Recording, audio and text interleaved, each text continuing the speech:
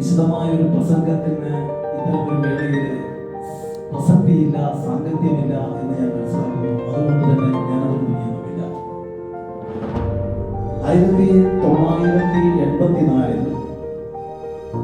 രൂപീകൃതമായ മത്സ്യഫെഡില് ഇനിയുള്ള കാലങ്ങളിൽ ഒരുപക്ഷെ ഈ മത്സ്യഫെഡ് സ്ഥാപനത്തെ നയിക്കേണ്ടുന്ന സാരഥികളാകേണ്ടുന്ന ഉദ്യോഗസ്ഥരാണ്, അല്ലെങ്കിൽ സാരഥികളായി മാറി വരേണ്ടുന്ന ആളുകളായ നിങ്ങൾക്ക്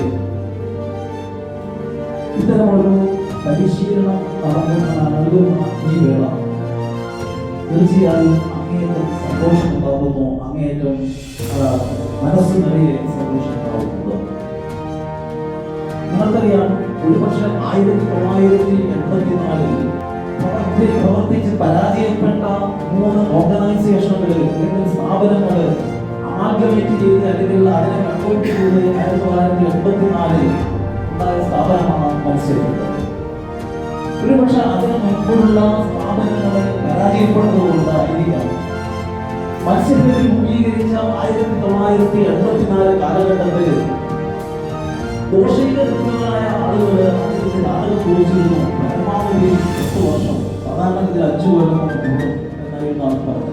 അത് ഞാൻ ഫിഷീസ് കോളേജിൽ പഠിക്കുമായിരുന്നു 1984 BFSC പഠിക്കുക.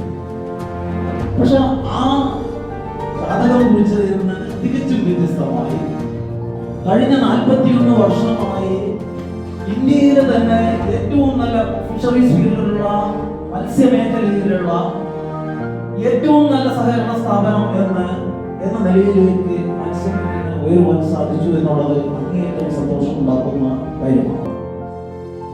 കഴിഞ്ഞ 2 വർഷമായിട്ട് ഞാൻ വന്നത് 2023 അതിനു മുൻപ് നഷ്ടത്തിൽ ഏറെ വർഷങ്ങളായി നഷ്ടത്തിലുണ്ടായിരുന്ന മത്സ്യഫെഡ് കഴിഞ്ഞ 8 വർഷങ്ങളായി ലാഭത്തിലേക്ക് വന്നു എന്നുള്ളത് സത്യം പറഞ്ഞാൽ അങ്ങേയറ്റം സന്തോഷമുണ്ടാകും. ഈ കഴിഞ്ഞ വർഷം നമ്മുടെ പ്രവർത്തന ലാഭം 6.5 കോടി രൂപ ലാഭം നഷ്ടമായിരുന്നു.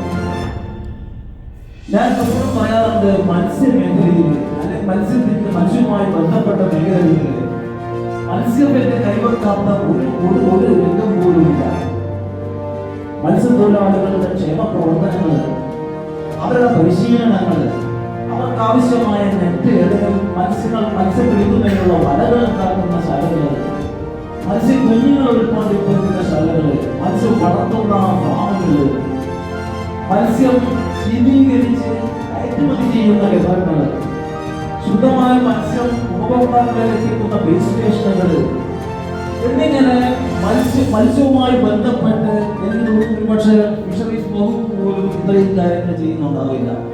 മത്സ്യവുമായി ബന്ധപ്പെട്ട ഏറ്റവും അവസാനമായി നിങ്ങൾ കേട്ടിരിക്കും, വിഴിഞ്ഞത്ത് നമ്മൾ ആരംഭിച്ച sea food cafe hotel business, അതായത് മത്സ്യ വിഭവങ്ങൾക്ക് പ്രാമുഖ്യം നൽകുന്ന ഹോട്ടൽ. അത്തരം ഹോട്ടലുകൾ ഇനി വരുന്ന കാലങ്ങളിൽ നമ്മൾ ഓൾറെഡി കഴിഞ്ഞ 3-4 വിഴിഞ്ഞത്ത് ഉദ്ഘാടനം ചെയ്തു. തിരുവനന്തപുരത്ത് ഹോട്ടലായിരുന്നു ഏറ്റവും ആദ്യം വന്നത്. അടുത്ത 1 മാസത്തിനകം നമ്മൾ കോട്ടയം നമ്മുടെ സീ ഫുഡ് കഫേ ഏതാണ്ട് പൂർണ്ണതയിൽ എത്തിയിട്ടുണ്ട്. 1 മാസത്തിനകം ഉദ്ഘാടനം ചെയ്യാൻ സാധിക്കുമെന്ന് ഞാൻ പ്രതീക്ഷിക്കുന്നു. കണ്ണൂരിൽ 2 കഫേകൾ ഏതാണ്ട് വളരെയേറെ പുരോഗമിച്ചിട്ടുണ്ട്. തൃശ്ശൂർ